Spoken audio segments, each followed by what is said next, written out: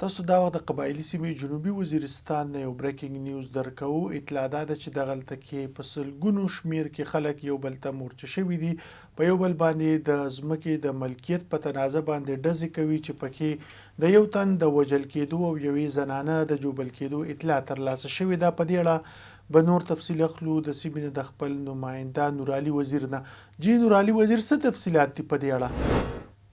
جی بالکل، لکه څنګه تاسو ته پته ده چې قبایلي سیمې کله نه په خیبر پښتونخوا ورګډې شوې، نو هغې نه پس د خلک د امیدونه جوړ شو چې دلته به پټواري نظام چې کوم دی، پټواري چې کوم سیستم دی، هغه به هم راشي، دلته به پټواري هم خپل کار شروع کړي، لکه څرنګه پولیس یا نور محکمې چې کوم کار دی هغه پیل کړو. نو دلته کې په سیمه کې اوس هم چې کوم پخوانی د ځمکه شخړې دي هغه اوس هم زیاتې دي. اوس هم په سیمه کې وخت په وخت باندې په بېلابېلو سیمو کې د ځمکه شخړې په وجه باندې قومونه چې کوم دي یو بل سره مخامخ کېږي.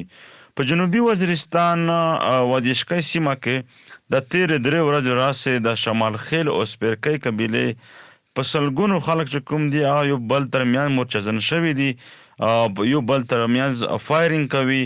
نو په دې کې تر دې دمه یو ځوان چې کوم دی عبدالقدوس نامه یې هغې په حق رسېدلی دی، یعنې مړ شوی دی او ډز هم پکې کېږي او په دې کې کوششونه شوي دي چې دغه ځمکه شخړه چې کومه ده دغه حل کړي شي. ضلعي انتظامیه، پولیسو، قومي مشرانو هم دې نه مخکې په دې کې مذاکرات هم کړي دي، خو هغه چې کومه مذاکرات وي یا کومه د خبرې یو بل ترمنځ هغې تر دې دمه مذاکرات کامیاب شوي نه دي. نو په دې وجه باندې یو ځل بیا دغه شخړې چې کوم دی شدت اختیار کړو. نو په هغې کې یو تن چې کوم دی هغه پکې مړ شو، عبدالقدوس شمال خیل، هغه نن خاورې ته وسپارل شو. نو نن چې کوم د قومي اسمبلۍ غړی MNA علي وزیر چې کوم دی هغه مشکي ته لاړو. د دواړو طرفه چې کوم مشران دي شمال خیل سپیرکۍ هغې ترمنځ یې مذاکرات وکړو، په هغې کې د قومي مشرانو سره لیده کاته وکړل. نو دواړو خواته دا میسج ورکړو چې تاسو ډزبندي وکئ، تاسو فایربندي وکئ، هغې نه پس به دا خبره چې کومه ده د شخړه چې کومه ده په دې باندې به خبرې روانې شي.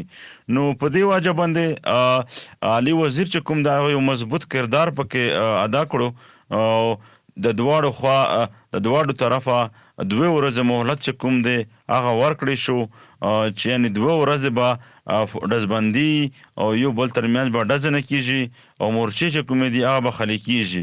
په دې وجه باندې د دې سیمې خلکو چې کوم دي هغې هم دا وویل چې یقینا که چېرته په وخت په دې ځمکه شخړه په دې ډزونه چې کوم په دې کې مداخلت نه وای شوی نو د ډېر نقصان خطره هم وه.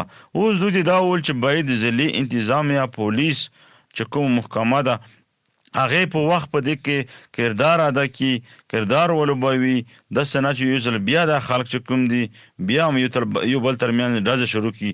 خو چې کوم د قومي اسمبلۍ غړی علي وزیر یا اتمنزی قبیلې مشر ډاکټر ګل عالم، نور هم یو شمېر چې کوم د PTM مخکښ غړي وي هغې هم په دې کې ګډون لرلو. نو دوی ته 2 ورځې مهلت ورکړی شو او په دې کې دوی د یو مثبت کردار چې کوم دی اولو بولو په دې وجه باندې چې کومه ډزبندي ده هغه وشوله. خو د دې سیمې د شکي خلکو دا وویل چې باید دغه یو مستقل حال راوځي، د ځمکه شخړه چې کومه ده دا چې مستقل توګه باندې حل کړی شي.